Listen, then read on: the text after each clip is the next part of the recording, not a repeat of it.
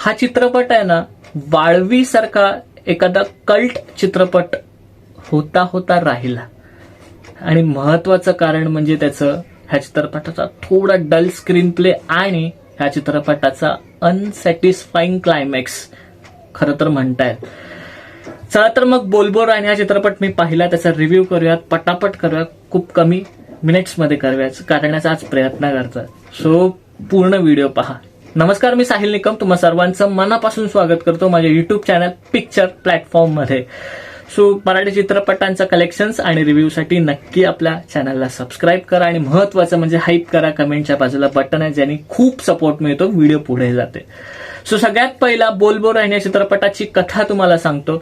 तर कथा अशी आहे की एका गावामध्ये एक मर्डर होतो, त्याचा मर्डर मिस्ट्रीचाच कहाणी आहे ही. मर्डर होतो, त्याच्यानंतर त्याचे जे साक्षीदार आहेत, 3 साक्षीदार आहेत, त्यांची वेगवेगळ्या कहाण्या आहेत. म्हणजे प्रत्येकाने वेगवेगळ्या अँगलनी त्याची कहाणी सांगितलेली आहे की कोणी तो मर्डर कसा झालाय आणि त्याचं रिलेशन्स काय त्यांनी जो मर्डर केलाय.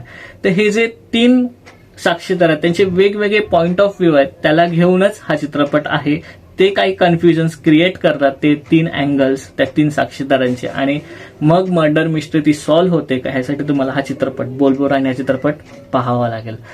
आता ही झाली कथेचा भाग. आता आपण सगळ्यात जमेची बाजू या चित्रपटाची म्हणजे अभिनय. सगळ्यात पहिला चिन्मय मांडलेकर सरांचा अभिनय इतका उत्कृष्ट झाला, म्हणजे त्यांच्या रोलला घेऊन जे काही शेड्स आहेत त्यांनी उत्तम निभावलेलं आहे. आणि महत्वाचं दुसरं कॅरेक्टर म्हणजे सई ताम्हणकर यांचं सुपर्ब ऍक्टिंग. काय ऍक्टिंग केली यार, काय अभिनय केलाय. म्हणजे त्यांच्याही रोलला घेऊन खूप शेड्स आहेत पण त्यांनी परफेक्ट निभावलेले आहेत. आणि नंतर सुबोध भावे सरांचं कॅरेक्टर एवढं तगडं लिहिलं नाहीये, त्यामुळे ते उठून दिसत नाही मला वाटतं कुठेतरी. आणि नंतर संभाजी ससाणे यांचाही ओके परफॉर्मन्स आहे. सो हा झाला अभिनयाचा भाग. आता आपण या स्क्रीन प्लेकडे, जी की ह्या चित्रपटाची खरं तर वीक पॉइंट आहे.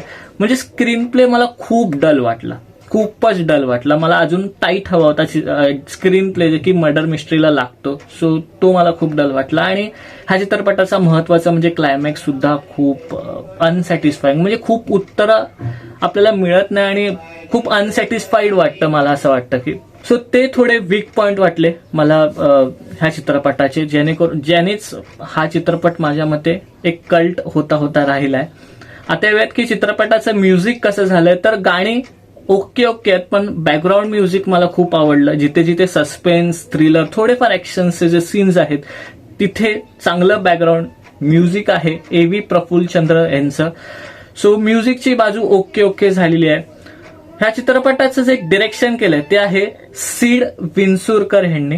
आणि माझ्या मते की हे डायरेक्शन त्यांचा पहिलाच चित्रपट आहे, पण त्याप्रमाणे म्हणजे त्यांची स्टोरी टेलिंगची जी पॉवर आहे ती मला खूप आवडली. म्हणजे खूप जबरदस्तरित्या स्टोरी टेलिंग आहे. म्हणजे ह्या चित्रपटामध्ये काय माइंड गेम्स आहेत, खूप विचार करायला लावणारा, खूप गेस करणारा हा चित्रपट, गेसिंग करायला लावणारा चित्रपट. त्यामध्ये डिरेक्टर सीड विंचुरकर हे यशस्वी झालेले आहेत असं म्हणता येईल.